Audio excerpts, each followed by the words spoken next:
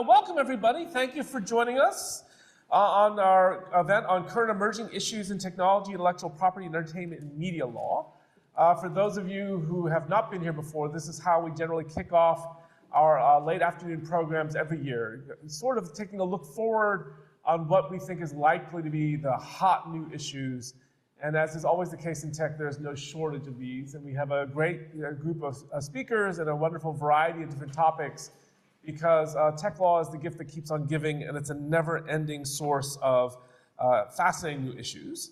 A couple housekeeping issues. One, we are recording this for other people to participate who cannot be here, and there is a virtual audience. So as you participate, be aware that there are people following this online in addition to the people here in the room. And the way this works, may or may not be recording it themselves. So just be aware that although we will control what we can with the recording, you should be aware that there's a public audience paying attention. Second, when we get to the question and answer section part of this program, we have set the microphones so they do not automatically pick up what you're saying while you quietly talk to each other at your seats. What it does mean that if you would like to ask a question that is actually going to be hearable to the people, certainly at home and us, you will have to push the button and the little green light will have to come on for you to be audible. So please do that in that session. And before going on, I would like to say this is the first of a number of afternoon events that we will do. We have another one coming up on November 18th with, again, Professor Havenkamp, Aviv Nevo, who is one of the professors jointly appointed in both Wharton and economics, and myself, talking about antitrust during the second Trump administration. The details of that will be forthcoming. And we will also have two what we call career lunches in the noon slot. We've had our first one last week. Our next one upcoming is on November 12th. Alumna Julie Goldenberg, who's an IP litigation partner at Morgan Lewis, will be joining us at noon for a discussion with Professor Wagner. And then in addition, we will, just so you mark on your calendars, the Journal of Law and Innovation will be having its annual conference on January 30th on the issues of steering complexity, adaptive governance for emerging technologies. Those are the things we have on the calendar. We will continue to add things to the calendar throughout the year. There is an email bulletin, monthly bulletin you can subscribe to if you'd like to continue to get updates on a regular basis of our new events. That is what we have to talk about today, and we're delighted to have to be 5, but as of now 4 of our most distinguished colleagues to talk about a wide variety of issues and to run the gamut of topics that have come up. Because of time constraints, we are going to start off with Professor Gideon Parchamovsky, who's going to be talking about some of the leading cases coming up in the AI and copyright space, after which he will storm off in an indignant refusal to listen to any of us. No, he has a pressing engagement that requires him to leave immediately afterwards, and his quick departure will not be a commentary on any of the speeches or comments of his colleagues that will follow. All right? Professor Parchamovsky. Thank you so much for this generous introduction, Christopher. Great to be here. Great to see so many past and present students here. Thank you for coming. And I will be talking about fair use in AI, 2 recent decisions that we got in June within a space of 2 days. The first one was issued on June 23rd, the second one on June 25th. And I would also like to thank Daniel and Amrita, without whom I would not have slides. So they're not here, but I want to give them credit. So we start with a case that I did not cover in class. So even my students will get something new here. I knew that I would say this for this event. That is the first case of the 2, Bartz versus Anthropic, Judge Alsup. Both cases were given to us by the District Court for the Northern District of California, which was also interesting because it was one of those instances where 2 judges were racing to issue the first decision, like who will do it first? And well, we have a winner, sort of, but this is the case. So I think that all of you are familiar with the AI models, the technologies. In this case, we're talking about Claude and Anthropic. As you can see, trained Claude in two different ways. First, they used pirated works obtained or secured, if I may say that, via file sharing websites. And then they bought legal book, they purchased books, they digitized the books, and then trade the model. So the main issue, and everyone was waiting for the courts to say something about this issue, is whether using copyrighted works as AI training data is fair use. So is this use fair, to put the matter very succinctly? And there were three sub-issues, we can say. The first one, does the method matter? I mean, does it matter whether a tech company is using pirated copies or content or lawfully purchased content? How does it affect our fair use analysis? Secondly, and that was the second issue, what about storing or maintaining databases separately from training? Is that fair use? Does it affect the fair use analysis? And then finally, whether digitizing lawfully purchased books, is that fair or not? And here I think we had some precedents that help us, help the court. So let's jump to the analysis. So here are the holdings. The case eventually settled, or is about to settle, but before it did, we got the following decision from the court. So yes, it is fair use, but there are several distinctions we must keep in mind. And the first one is that it matters how the training data was obtained. So using books without permission to train AI is fair use if they were legally acquired. Scanning lawfully purchased books and digitizing them is fair use. And why training here, according to this court, is exceedingly transformative, and we know that in recent years, a lot of emphasis was put on transformativeness, so this is not a surprise. What isn't fair use? Storing pirated works, that is not fair use. And what remained unresolved, the one sub-issue that remained unresolved, was whether Anthropic could retain its digital library of purchased books post-training. Is it allowed to do that or not? But on the fair use issue, here are the four factors, the traditional fair use analysis. So on the first factor, purpose and character of the use, this factor, according to the court, favors Anthropic. Why? The court held that the training models were highly transformative, exceedingly transformative. And what is interesting here is the comparison the court here makes between machines and humans. And it says, well, it actually would be unthinkable to make a person pay for the use of a book every time a person reads the book, or if he, she, they recalls it from memory. And I have to say, I will go through the analysis, but I'm not sure that this is the right analogy. I'm not sure that this is what we have here, but this is how the judge viewed the matter. As for the nature of the copyrighted work, or works in this case, this factor, the second factor, favors the plaintiffs because the books were creative, so they deserve a strong level of protection. As for the amount used, here the analysis is mixed because this factor, the third factor, favors AI developers for training, and copying entire books was reasonably necessary, according to the court.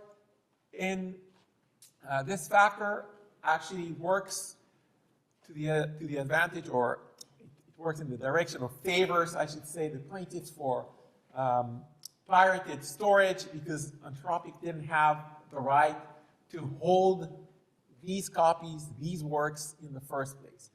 As for market effect, well, it favors Anthropic. Why?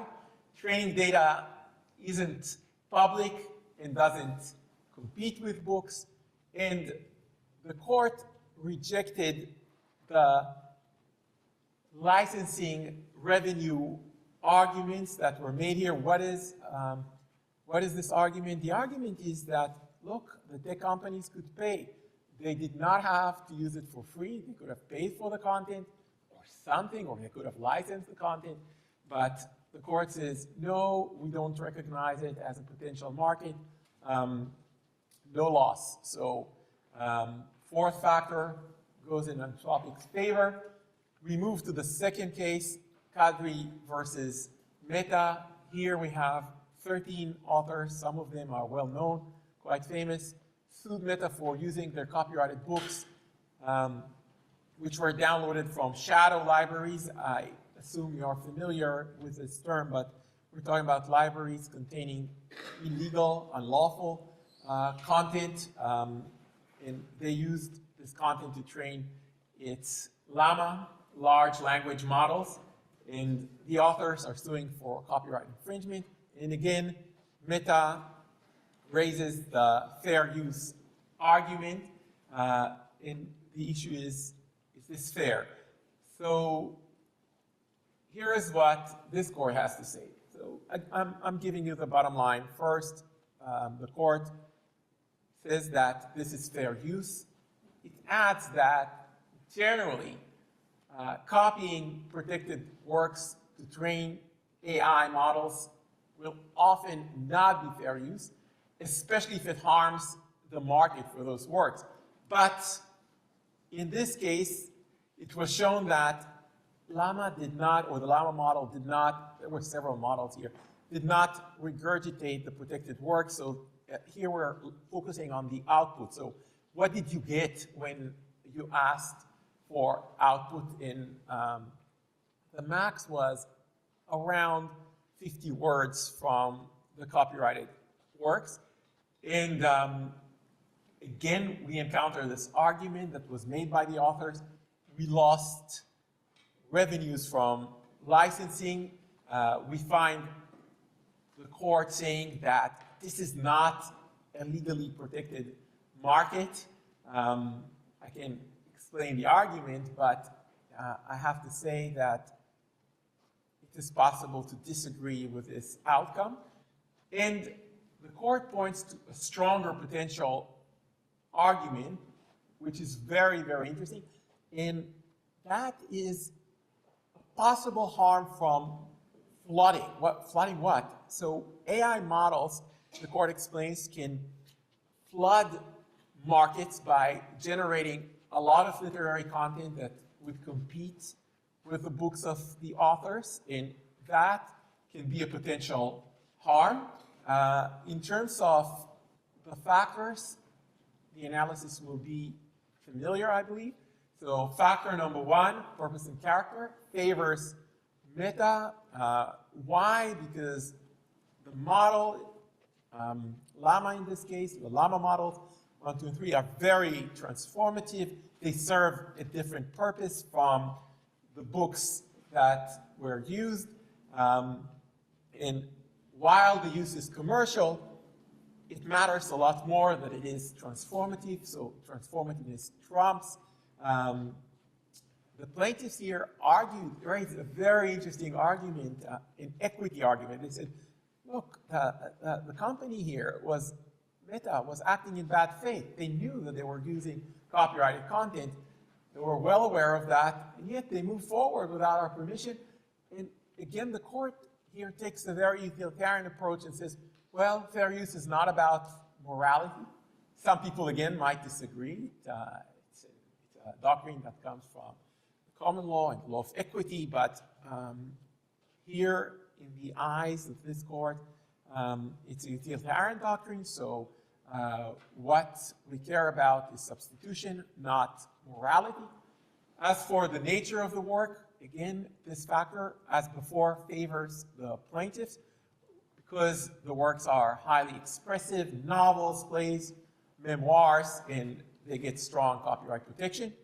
As for the amount taken, metacopied works in their entirety, and normally that would weigh against a fair use finding, but here it was reasonably necessary. And again, the one aspect that I would like to emphasize is this potential new harm, the harm that arises from flooding. And in this case, it was not adequately proven. It was not supported by the evidence that the plaintiffs submitted. But on that note, and I would leave you with this thought. So look, flooding, where does it come from? It comes from the fact that we have a lot more creative content on the market. The problem is that, you know, this seems like a good theory for the plaintiffs, at least according to this court, but wasn't this the purpose of copyright protection to begin with? To enrich the domain of expression? And in the previous case that I talked about, the court actually made this point in passing, in dictum. So it would be a very unusual harm if it is to be recognized by future courts. So thank you very much. It was wonderful to be here, and I apologize for my schedule. So thank you.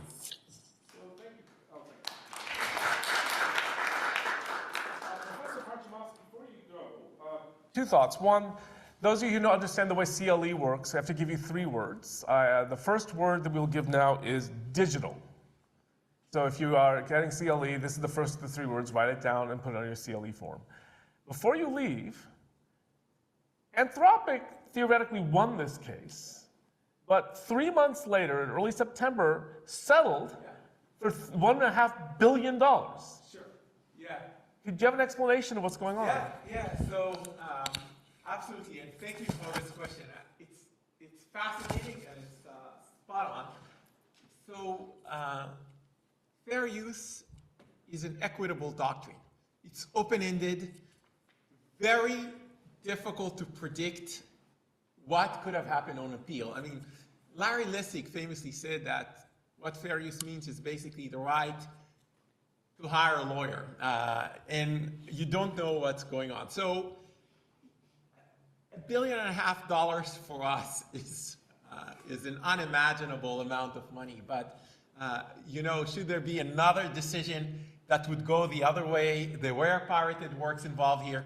I tried to show you that there could be counter arguments that, you know, not everyone would necessarily reach that result. So, you know, if for $1.5 billion you're buying yourself insurance and you're now free to go about your business, that's not a bad deal, in my opinion. And my opinion, you know, doesn't count all that much. The fact is that this deal was made. So the people who care, the people who know, the people who analyze and have skin in the game, that's what they decided to do. Thank you. Which is, the question online is, well, we can take it now? If it's for Professor Parchimowski, I think we have to take it now. I think so. He's about to leave.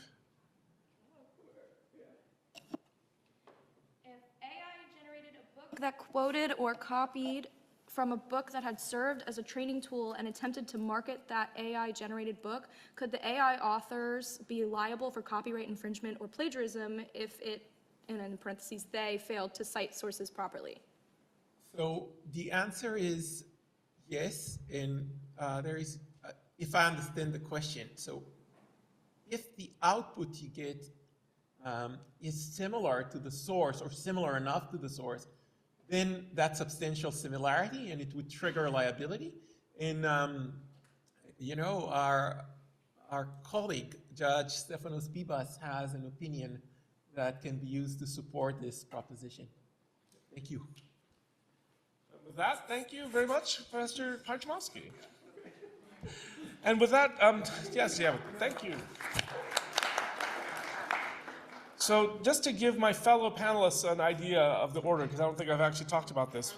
You're next, because it's about an AI, and then after that we'll go to Professor Dahl, and then we'll close, not close, with Professor Wagner and Professor Hovenkamp, just to give it an order, because it's also interesting, it has to be something. So with no implications of preference of any way, but I thought that Professor Rothman is also talking about AI and characters in AI, but you also are following the copyright cases to some extent, Professor Rothman, so any thoughts you might have would be, please feel free to share them as well.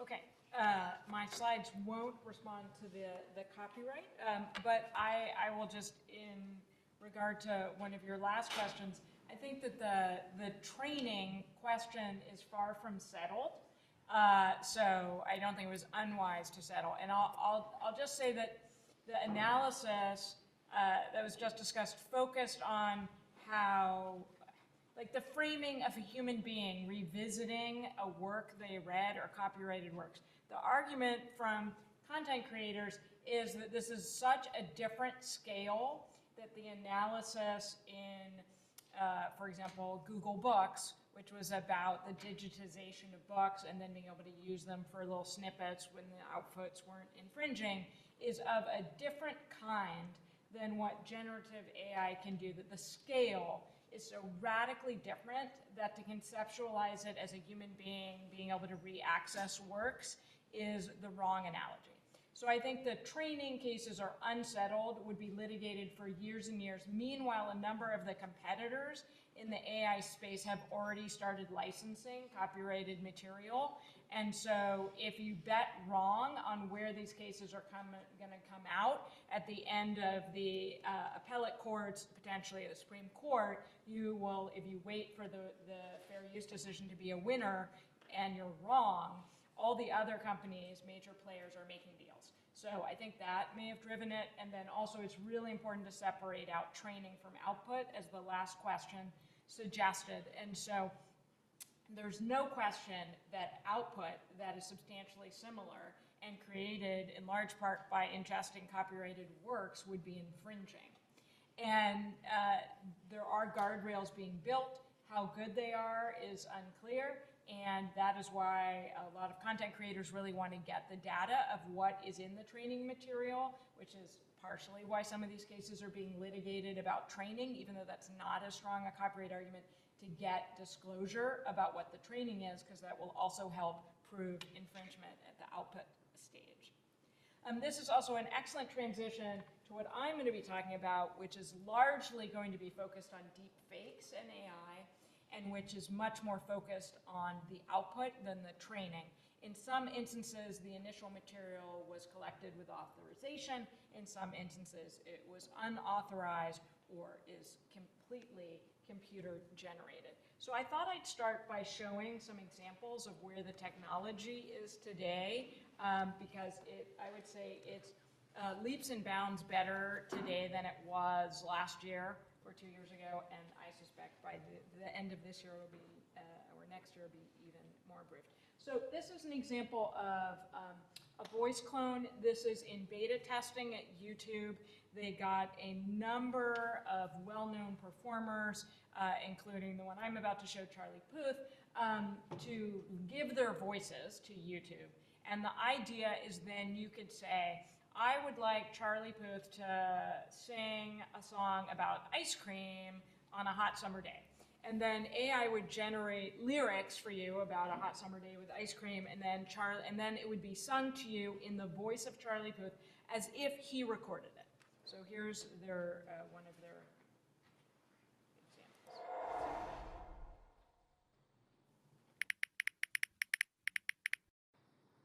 Baby, we've got nothing in common, but I know that I'm what you've been wanting for so long now. All right, so pretty good, right? It sounds like him. You might think it's a recorded song. One of the recent pushes that I could show, but I won't right now, was related to a voice clone of the Weeknd, and this sort of spearheaded Congress trying to act in this space. And in that instance, it wasn't authorized. Here, Charlie Puth gave his voice to be used in this instance. Here is another example, recent example, Sora 2, which I think is not available to the public. You need to sort of be invited to participate. Is sort of everyone in Hollywood is freaking out, I would say, about this technology. Here's an example that uses Jenna Ortega's character Wednesday and an animated version of Family Guy, and based on a prompt, populated their images into the following. So you always eat stuff that looks like it's still alive? Only when it's dead. Right. You want some mashed potatoes? I prefer them unmashed. It's more violent that way. Huh, okay then. But I'll make an... All right, so completely AI generated from material they had been trained on based on a prompt. Then the other big sort of tech story is about Tilly Norwood, who is a completely AI generated actor. So I was just sitting here enjoying my coffee, and I thought, I should share this book with you. So I was just sitting here enjoying my coffee, and I thought, Halloween is on sale at Michael's. Get up to 60% off everything to celebrate your way. Set the scene with decor and party.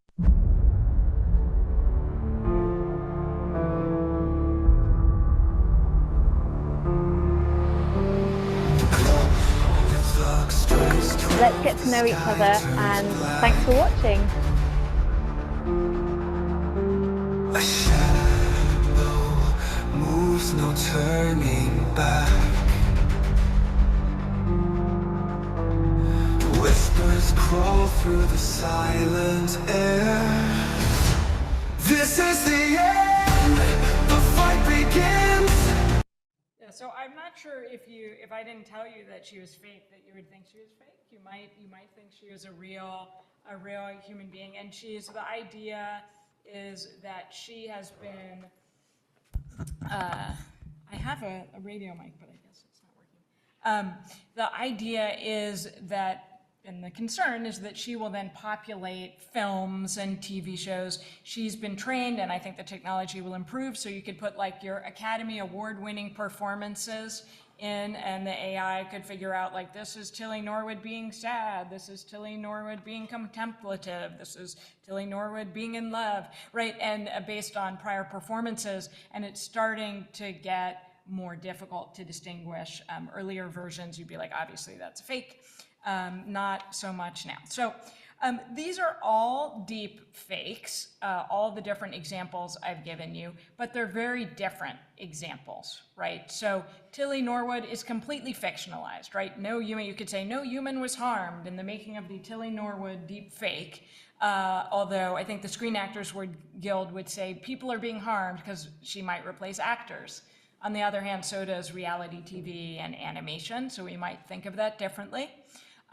We might think of, Charlie Puth, he is authorizing the use of his identity. We might not think that's a great idea, but he's going to get paid for it. He agreed to do it. The people who are encountering it know that they're interacting with AI, so they're not being deceived. On the other hand, if they then post and disseminate that version, we might be deceived as to whether it's an authentic new recording. We could contrast that with some other examples. So the example I gave of The Weeknd, who's this, the main singer in that fake track was actually Drake's voice, and a composer came up with the idea for the song and then voiced it with other people's voices. That was another type of deep fake, completely unauthorized. So we would say that is harming Drake and The Weeknd, potentially substituting for their own recordings, and also harming their personality interests and deceiving the public as well. We're just starting to see early litigation around these cases, just as we are starting to see litigation around the copyright issues. So on the left of the screen are two plaintiffs, Paul Lerman and Linnea Sage, who sued their voiceover actors, and they sued because Lovo, a software company that develops software for voice clones, used their voices and then created these voice clones that people could then buy through the software and then have them transform any text into these voice versions of the text. So you could use it, for example, in voices over advertising, in a variety of other contexts. And these actors were originally contacted and gave permission to have their voices used. But they were told that it was just for internal use only to test the voice clone technology, and then it wasn't used for internal use only, and then was disseminated and launched as the sort of voices of the software company, also telling their consumers that these were authorized voices so that they could just go ahead and use them in any context. The actor sued, and we have a decision from July of this year. They brought a number of claims, including breach of contract, unfair competition, trademark infringement, false advertising, copyright infringement, and then right of publicity and privacy claims under New York's civil rights law. And the court allowed the contract claim to proceed, as well as the right of publicity privacy claims under New York, saying that these were unauthorized uses of their voice, which seems absolutely right. The trademark claims were rejected because their voices were not deemed to be recognizable trademarks for any particular service or product, and the unfair competition claims were rejected for similar reasons, that they weren't well known enough that when you heard their voice, you're like, oh, that's Paul Lerman, of course. And so people weren't confused as to their involvement or sponsorship.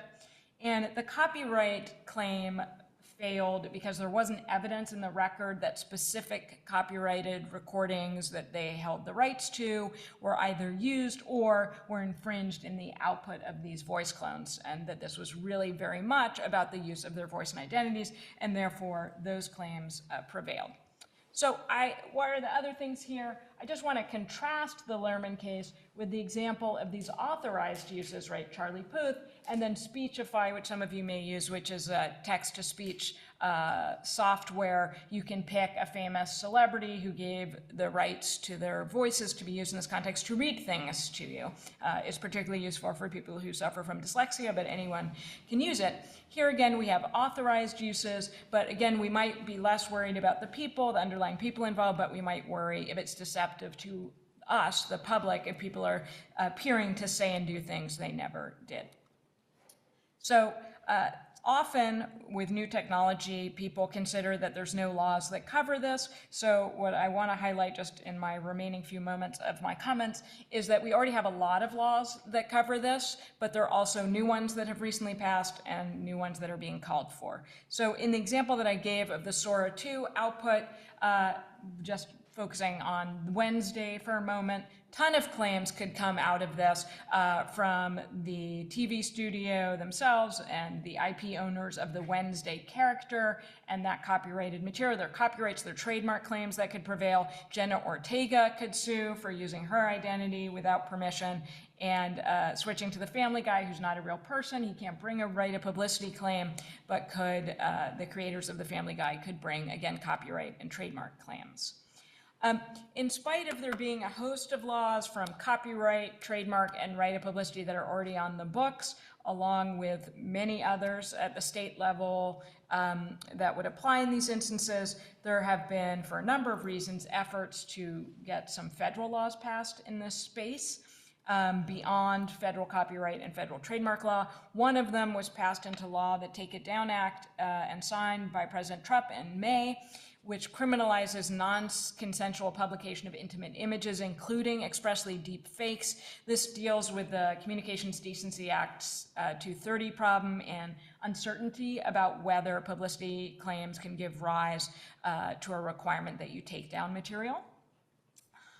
Also under consideration is the No Fakes Act, and I talked about this, a version of this last year at this event. There's been a new version introduced, though it's not passed. It's before the Judiciary Committee at the moment, and I think is about to have a new version, revised version released.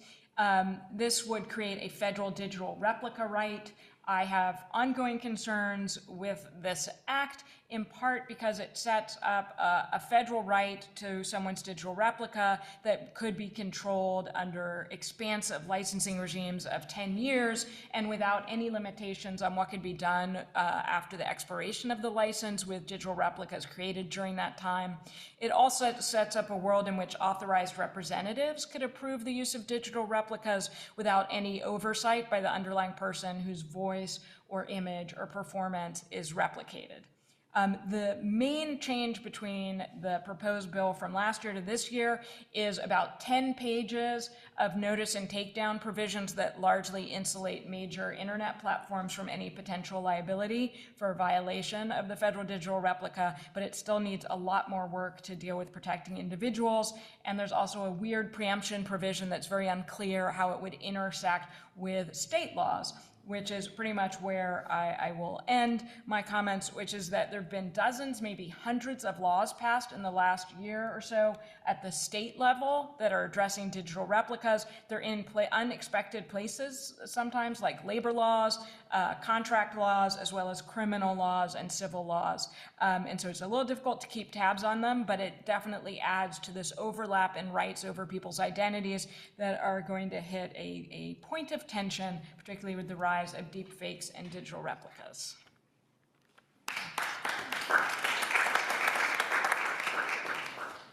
Thank you very much. And with that, we will proceed to Professor Dahl, who will be talking about yet another aspect of AI and images and arising from the trade secret context. Well,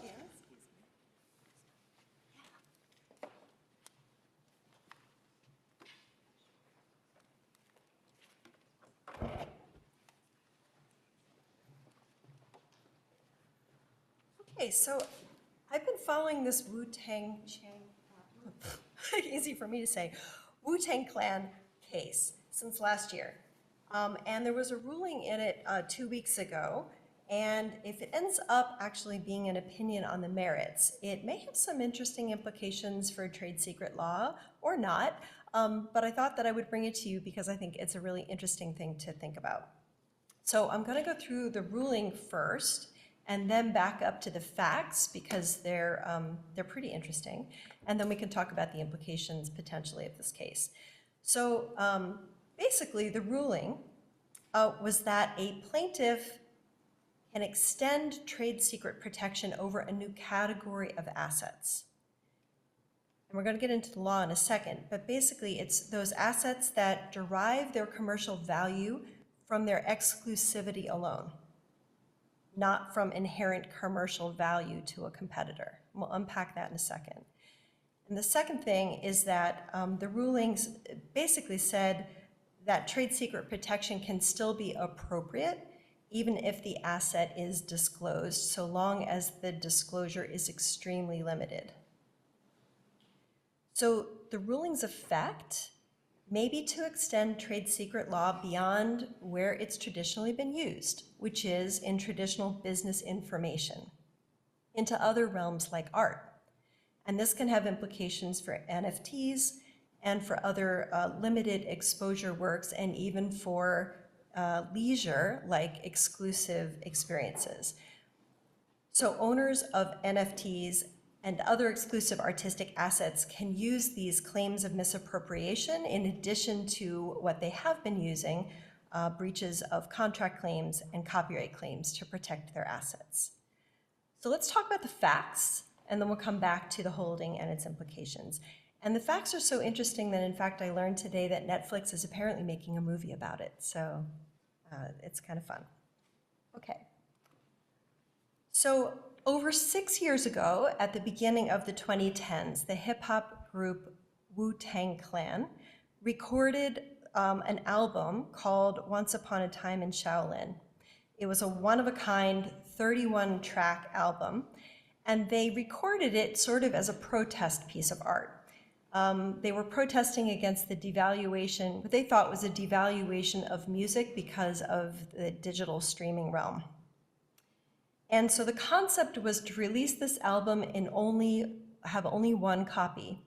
And the one copy was going to be burned on these special CDs, which was then enclosed in an artist-carved nickel and silver case. And it accompanied a large leather-bound lyrics manuscript and a gold leaf certificate of authenticity. So this all came in one package, and it was designed for only one user. It came along with a contract that bound the owner to a very, very limited set of rights to copy and distribute it. And the limitations lasted for 88 years. So in 2015, the Wu-Tang Clan privately set up an arrangement with an up-and-coming millionaire named Martin Shkreli. And they sold it for $2 million, and at the time it was the most expensive musical work ever sold in the Guinness Book of World Records. And Martin collected this Wu-Tang Clan album in conjunction with some other cultural artifacts that he was collecting, like Turing machines and Enigma-related collectibles. So he collected this specifically because he was trying to build a collection. Now the name may ring a bell, Martin Shkreli. He soon became known as Pharma Bro. He had an anti-competitive scheme to inflate the price of a drug that was a treatment for fatal parasitic disease called Daraprim, and he inflated the price 4,000%. And then he was later, for which he was actually banned for ever having a pharmaceutical company ever again. And he was later convicted of securities crimes against his hedge fund investors, and he was sentenced to 7 years in jail as well as a $7.3 million forfeiture judgment. So a quality human. And all this backstory is actually really important because the album was seized by US Marshals along with other of Martin's assets to pay off this judgment. And it was then resold at auction in 2021 to PleasrDAO, an art collective crypto community that was formed specifically to take rights over this album. But Shkreli made and kept copies of the album, and he threatened over online live stream platforms to distribute it publicly. And some of the comments are terrific. You should go look it up if you're interested. But he claimed that the files of the album were like hidden in safes all over the world. And importantly, he played the intro over a live stream, the intro to the album, although he cut it off quickly, and he claimed, actually, I have a contract with the Wu-Tang Clan, so I'm not supposed to do this, and I'm a man of my word, so I will stop. But he had distributed certain parts of the album. So, PleasrDAO sued in the Eastern District of New York last year in June of 2024 and attempted to get all the copies disgorged from Shkreli to shut down all of his distribution. They also wanted a list of all the people to whom he had distributed it, and they did get a TRO and a preliminary injunction, but over the next 6 months, he basically stonewalled them. So they went back and forth, and eventually they got a thumb drive of 15 of the 31 cuts from the album, and they basically took him to contempt. So this has been going on for a long time. But now, 2 weeks ago, we've gotten some movement in the case. PleasrDAO had sued for, among other claims, trade secret misappropriation under the Defend Trade Secret Act, claiming that he maintained unauthorized access to the album, which was otherwise kept secret, and he was threatening disclosure, which would have diminished the value of the album. And just 2 weeks ago, Judge Pamela Chen ruled on the motion to dismiss. She trimmed some of the claims, but she did not trim either of the 2 trade secret claims, and this is of interest to people in trade secret world now. So she acknowledged that her ruling was, quote, uncharted territory for trade secret law. Now we have 2 other cases related to unreleased music. There's a Janet Jackson case out there, there's a Prince case out there, and she acknowledged that she was going in a different direction of either of those two cases. So here is our Defend Trade Secret Act, the relevant section. And I've underlined some parts of it that are important to the holding of the case. Trade secret includes, generally, financial, business, technical, scientific information. You don't see artistic stuff in here. This is generally where we find trade secret law. And the information has to, the owner of the protected information has to have taken reasonable measures to keep such information secret, and it has to derive its economic value from not being generally known and not being available to other people who are competitors and would obtain economic value from its disclosure or its use.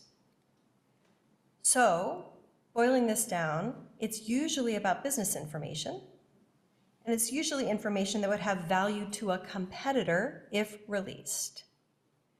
So the uncharted territory that the judge was talking about here is that this album is not what is traditionally covered by trade secret law, and the album had little commercial value in itself or to competitors, but the value in this case came from the ability to maintain exclusivity itself.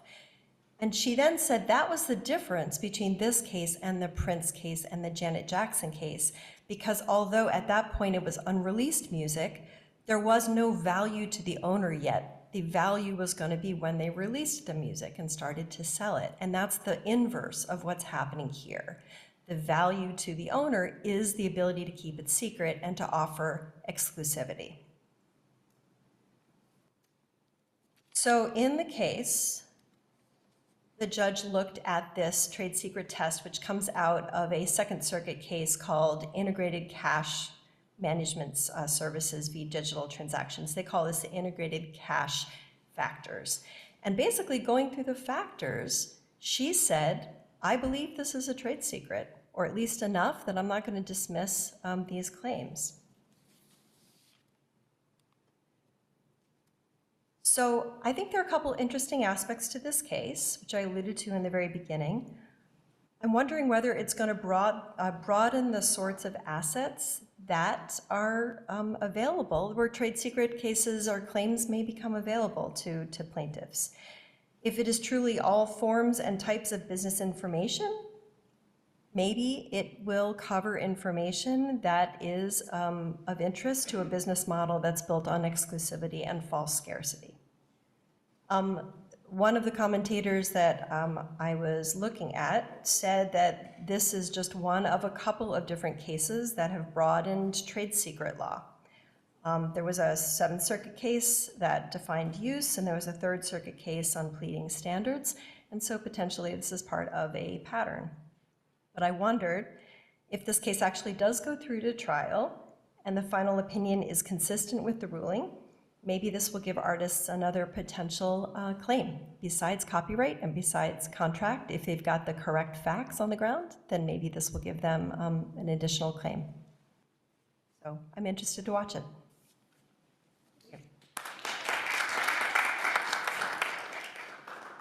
Well, thank you, Professor Dahl. It makes me feel guilty. When I last taught Intro to IP a decade ago, I think I spent a day, 2 days on trade secrets and breezed right past it.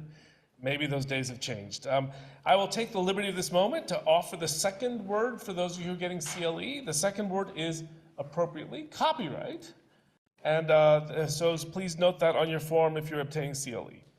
With that, we will hand the podium over to Professor Wagner, who will talk to us about some recent developments in patent law.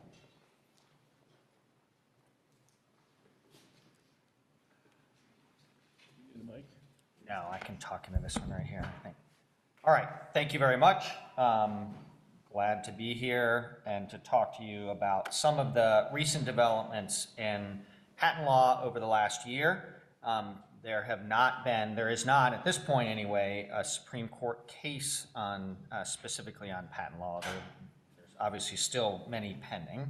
So I'm going to talk about some other things so far. So The first thing I want to talk about is a change to what might seem to be sort of an obscure area of patent law, but one that has become increasingly important over the last 2 decades, or a decade and a half, which is the process of inter partes review or post-grant review of patents. The process here is that if you want to challenge a patent after it has been granted, you can petition to the patent office and say this patent for XYZ reasons, usually always related to validity, should not have been issued and needs to be basically reviewed again, right? And this is why it's colloquially described as post-grant review. The most common form of this is what is known as inter partes review, because if that process gets instituted, it becomes essentially a mini trial on validity at the patent office rather than in the federal courts, right? And the Patent Trial and Appeals Board runs these mini trials on validity, and they've been doing more and more every year, which has displaced some federal litigation. The interesting part here is that in order to have one of these reviews at all, it needs to be what's called instituted. So the patent office decides that there are reasons to institute the proceeding, which then means that it goes on, right? And the mini trial continues. This has been the subject over the years since the American Invents Act was passed and went into effect in 2013, been the subject of a lot of controversy. Chief among them is, when do you institute these proceedings? And for most of the time prior to the Biden administration, this was a mix of proceedings. Sometimes this was related to, let me just say, the statute provides that the decision about institution is a decision for the commissioner, right? A decision for the director of the patent office formally. What happened early on is there were concerns, particularly in the administration of the first Trump administration, that there were that the director's office was using political concerns to decide whether or not to institute these proceedings. And in the Biden administration, the new director appointed by President Biden changed that and issued a memo detailing the process by which institution decisions would be made, which largely attempted to create sort of a formal structure related to the substance of the proceeding, whether or not the patent office thought it had good reason to be continued, and mostly insulated it from the director's actual decision-making authority. It was more or less delegated down to the PTAB itself.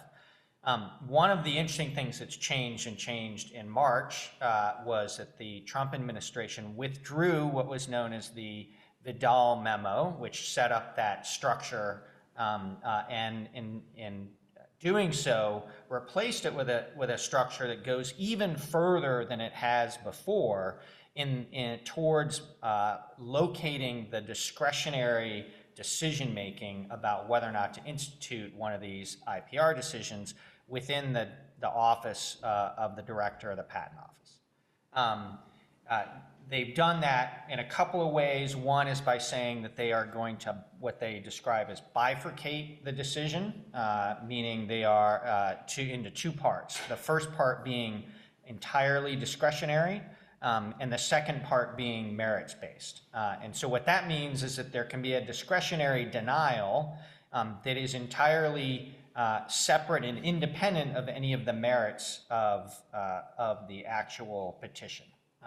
And so that has caused a fair amount of controversy, as you might imagine, in the patent field, and a lot of conversation, because it definitely sets up a structure, if not the actuality, but it sets up a structure whereby decisions about instituting IPRs at least have the strong potential of being politically determined on a discretionary basis, and those are largely unappealable. There's very little method to appeal that. So that is something to watch. So far since March, my sense of what's going on is there have been a lot more denials of these IPRs, and it's unclear whether that's related to political pressure or not, but it does seem like the director's office is being much more active in potentially denying these. The second issue I want to talk about is design patents. In particular, the Federal Circuit in this last year has issued an opinion in a case called LKQ versus GM. And this is a case about design patent obviousness, right?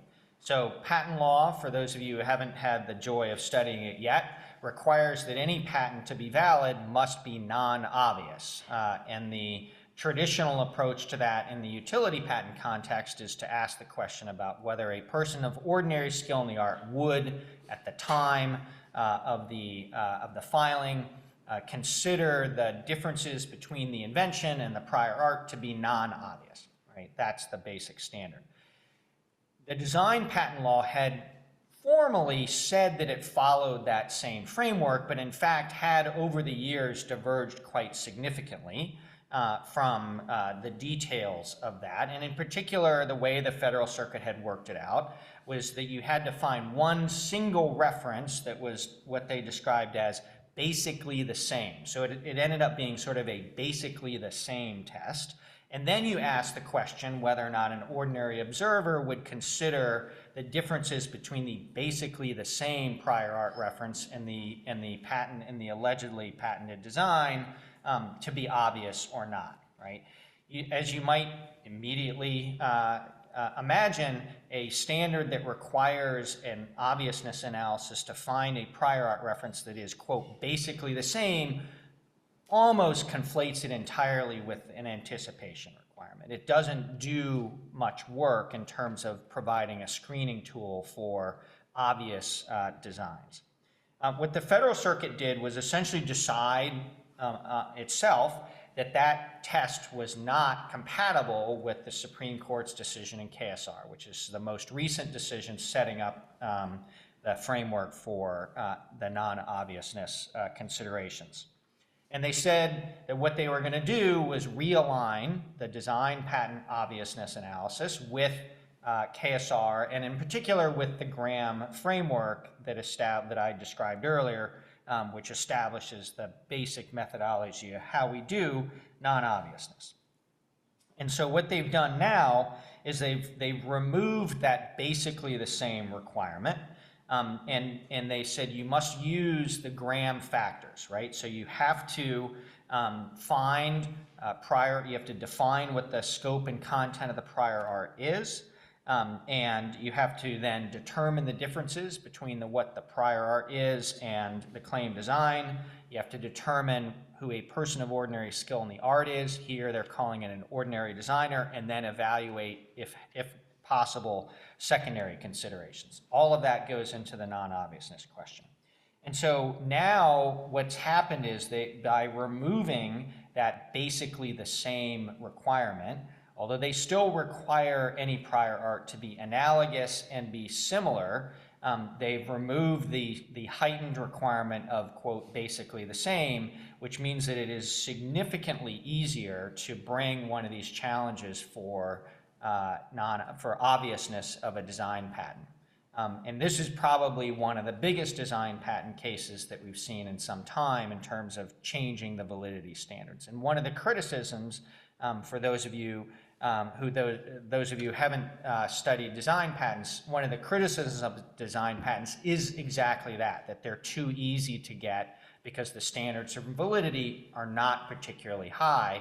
This has heightened that standard of validity and seems very likely, in my view, to dramatically increase the number of rejections of design patent applications at the Patent Office and put some more teeth into the Section 103 analysis for design patents. And then the third case I want to talk about, or the third issue I want to talk about, second case, is an interesting case on the MSN Pharmaceuticals versus Novartis. And this is about the written description requirement and enablement requirement of Section 112. Section 112 requires that any patent to be valid must provide a disclosure of the invention. The enablement requirement says that it must enable, that is, teach how to make and use the invention, and then the written description requirement requires that it be descriptive enough to show that the inventor actually proved possession. What happens here is that about 2 years ago, the Supreme Court issued an important case on Section 112 called Amgen. Amgen actually didn't change the law that much. It basically followed the Federal Circuit's prior opinions related to Section 112, but it did so with slightly different emphasis and using slightly different language. And in particular, there was a line in Amgen that said that Section 112 requires that the disclosure provide be supporting the, quote, entire scope of the claims, right? And that emphasis on, quote, the entire scope of the claims is now then left, although the courts had said things like this before, the concern now was, did that change the law in some way? Did that make it so that the law had changed? And this is sort of one of the first cases that has explored whether Amgen did really mark a significant change in disclosure law. And the argument here is based on the fact that Novartis has a patent that claims a chemical composition, a pharmaceutical composition of 2 active compounds, right? And that's the claim. The claim says you combine these 2 compounds, this creates your pharmaceutically appropriate compound. That's the basic claim. The actual use, as it turns out, for the 2 compounds together in the real world was to combine them in a particular manner using a salt structure, a crystalline salt structure, that at the time of the filing of the Novartis patent was completely unknown. Nobody knew this, right? And so the argument now is that Novartis is arguing that they can cover those modern compounds that use this new after arising technology, right, that came after the date of the patent, that because the patent claim is broad enough to, on its face, cover any kind of crystalline structure that you might use to combine these 2 compounds, that is now potentially, post-Amgen, a violation of Section 112, because if we're being serious about enabling the full scope of the claim, this claim now has essentially been broadened by the application of new after arising technology, right? And so the Federal Circuit goes through this analysis to try and decide whether Amgen really changed the law and now means that you can't capture after arising technology, or at least not as easily without a supporting disclosure. And ultimately what the Federal Circuit decides is to follow its prior law, right? They followed the law prior to Amgen. Consistently, the Federal Circuit has held that the enablement requirement and the written description requirement, all of Section 112, is evaluated as of the date of the filing of the patent, right? So basically what you do is you determine what is the understanding of the disclosure as of the filing date, and if the patent contains enough disclosure to provide support for whatever the claims are as of the filing date, then that's it. There's no more inquiry into after arising technology, what it might cover later, and so forth. And the court basically says, notwithstanding Amgen's command to cover the, quote, full scope of the claims with your disclosure, the law is going to be the same, and that you have to, that what courts do is stick to simply looking at the filing date, evaluating the disclosure as of that date, and not worrying about whether or not the interpretation of the claim then covers after a rising technology. I think that's probably the right decision. It's a very pro-patentee decision, as you might imagine, but it's probably the right decision. I think any other decision would be administratively difficult to handle and would potentially undermine the rights of patentees. It is an interesting potential case that we might be talking about next year if the Supreme Court feels like it wants to get interested in patent law again and take a case, because it is opening maybe a small division again between the Federal Circuit and what the Supreme Court may have thought it was doing in Amgen. So those are my 3 issues that I'm watching this year, and I look forward to the further conversations.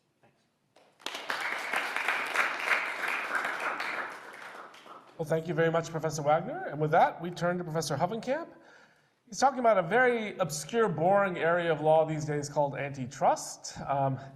It strikes me that a decade ago, it was not uncommon to discourage young attorneys from going into antitrust law because they said this is a quiet area where there's no litigation going on and you're not guaranteed having any employment. Let's just say that's not a problem anymore.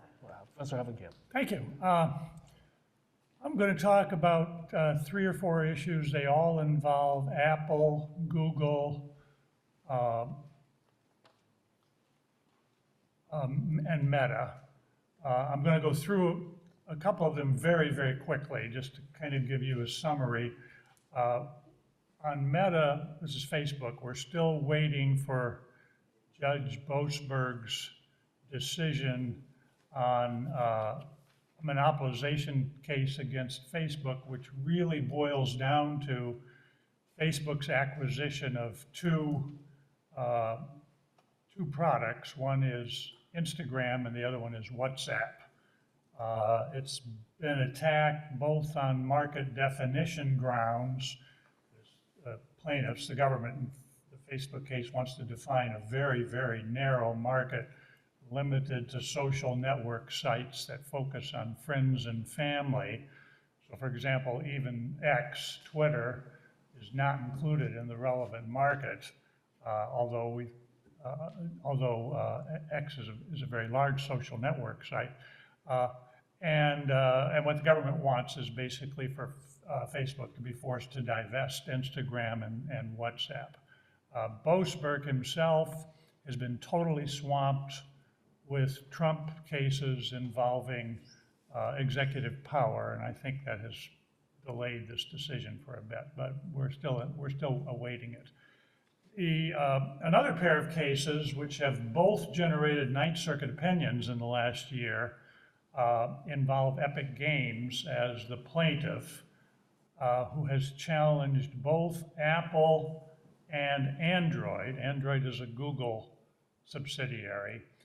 Has challenged both Apple and Android because of their policies of making application sales or any kind of sales actually exclusive through their respective stores, which is the App Store on the iPhone or Google Play on Android phones, and then charging a pretty hefty commission on as much as 30% on all of those sales. Epic wants to be able to sell levels and accessories for its own games through various technologies. They're kind of generically called side loading, but they basically avoid the App Store and Google Play and make sales directly through an Epic Games site. That is, by the way it's done with desktop and laptop computers. If you buy software on, say, a Windows 11 laptop, you don't have to go through a Microsoft store and you don't have to pay Microsoft a hefty commission. Epic won the Android trial, which was a jury trial, and on the Apple trial, it lost on the federal antitrust issue. Court found lack of market power and also that Apple's concerns about integrity, mainly viruses and any kind of application that controls money its position has always been that that justifies its exclusivity. However, the Ninth Circuit permitted a claim against Apple under California state competition law. So Epic Games won something in both of the Ninth Circuit cases. Both of them are still subject to a cert petition, which the court has been sitting on now for a fairly long time. Justice Kagan recently denied Google's request for a stay on the injunction. Reading the tea leaves, my prediction is that within 2 or 3 years, we're going to see a situation in which at least a certain range of stores other than the App Store or Google Play are going to be available on Android and Apple devices. That's just a prediction, but I think things are leaning that way now. The case I want to spend a little bit of time on is the Google Search Remedies case. A year ago, in fact, we talked about it a year ago, I believe, the government won a case holding that it was unlawful for Google to pay boatloads of money to various implementers of devices that incorporate search engines. These are mainly web browsers. For example, it paid Apple in the general vicinity of $25 billion a year for Apple's commitment to make Google Search the default search engine on Apple devices. Now, a default is only a default, not so hard to change your default if you know what you're doing. Nevertheless, there's a whole lot of stickiness in defaults on handheld devices, and people tend to stay with the default choice. So anyway, that case found liability, and then this, just in September, Judge Mehta issued his remedy, very heavily anticipated. There was enormous clamoring. One of the things that the Justice Department wanted was for Google to divest Chrome, its browser.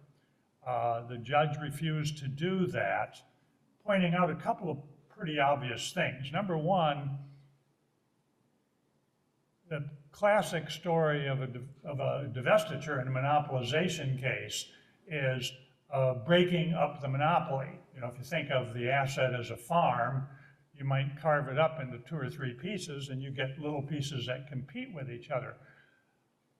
The problem is that Chrome does nothing to break up the monopoly.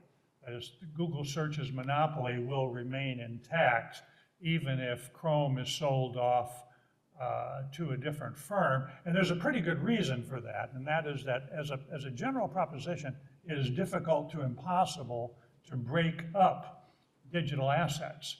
I mean, Google Search's biggest asset is its files database, which is, I believe, today roughly 50 billion documents. That is, when Google has these robots that crawl the web and they take snapshots of web pages, any publicly available web page, and they go into this enormous database. Google Search's database is more than 2.5 times the size of Microsoft's Bing database, which is the second largest one. You can't break it up without ruining it. You simply can't break up that kind of asset into pieces. So there's no way of breaking up the monopoly. So the government turned to this secondary theory, which was that Chrome is kind of a lever or a gateway for creating or enhancing Google Search's monopoly. And the court found that to be unsupported by the record. About the best the government could come up with is showing that Google Search is the default search engine on Chrome, but it's also the default search engine on all Apple products, on Mozilla, and so there was nothing special about Chrome. Furthermore, Judge Mehta held that breaking Chrome off would have been incredibly messy and could impose an enormous risk on Google's own operations. I mean, the standard for equity relief, including breakups, is that they have to restore competitive conditions, which typically means you have to be able to show that prices are lower in markets where price is relevant, output is higher, or any restraints on innovation have been removed. And the government can show any of those things about the Chrome divestiture. What it did do, however, is it ordered Google to make a one-time transfer to a select group of qualified implementers. These have yet to be identified. They'll certainly include major search engine entrepreneurs like Bing. It will very likely include Apple, who's been on the verge of developing its own search engine. But the small number of licensees, we don't know how many, I'm guessing in the neighborhood of a half dozen or so, they will get a one-time transfer, a single-shot license for Google's entire search file database as of that moment. So for that one split second, they would have a database equal in size to Google Search's database. What it contemplates, however, is from that moment on, they're going to have to make their own investments and differentiate and perpetuate their own particular search engines. So that's what Meta came up with. I've looked pretty carefully at the opinion. It's 230 pages long. I mean, it's really a novel. It's very technical. It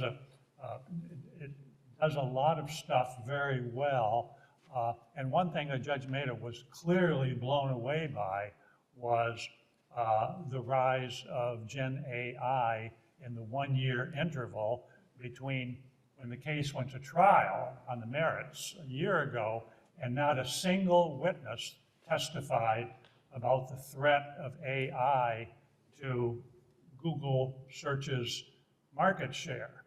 Since then, we've seen basically two different phenomena, which are both very relevant to antitrust. One is that all the major search engines have incorporated AI tools to one extent or another and in somewhat different ways. And secondly is that firms that didn't even exist a couple of years ago have developed AI tools and are now offering their own search engines, which are AI generated. And of course, one of the things we look at in monopolization cases is barriers to entry.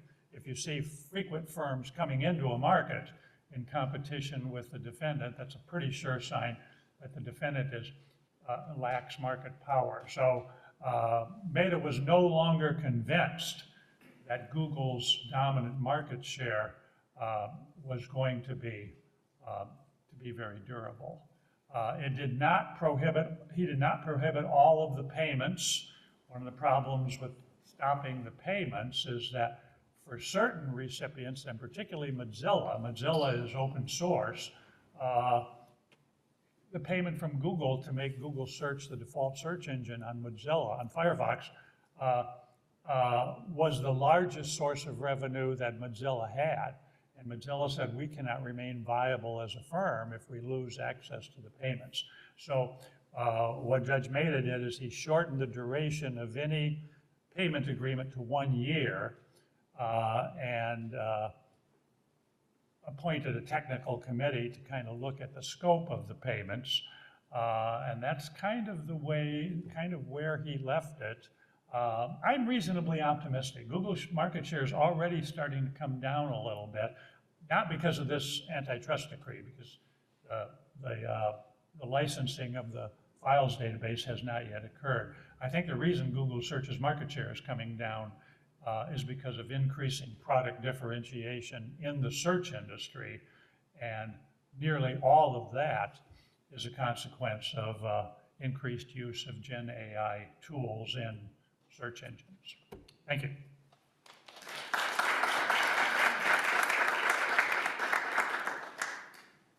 So, Professor Hoppingham, I can't help but ask you one question, which is, theoretically, the government won this case.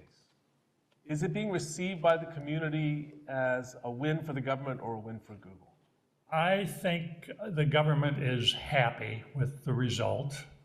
internally happy. There's a lot of people on kind of antitrust left, neo-Brandeisians and so on. They're very unhappy because they wanted a breakup, and they didn't get that.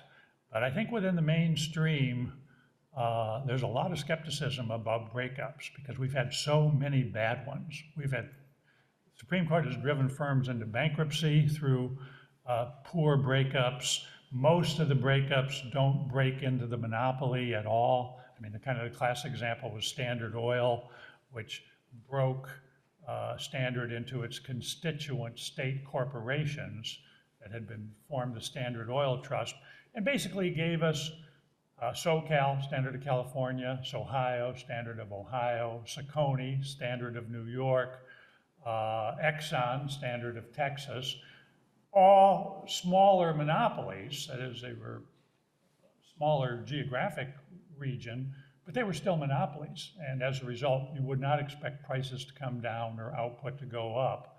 And that's been kind of the story on breakups. So the government, I think, is probably happy with what it got.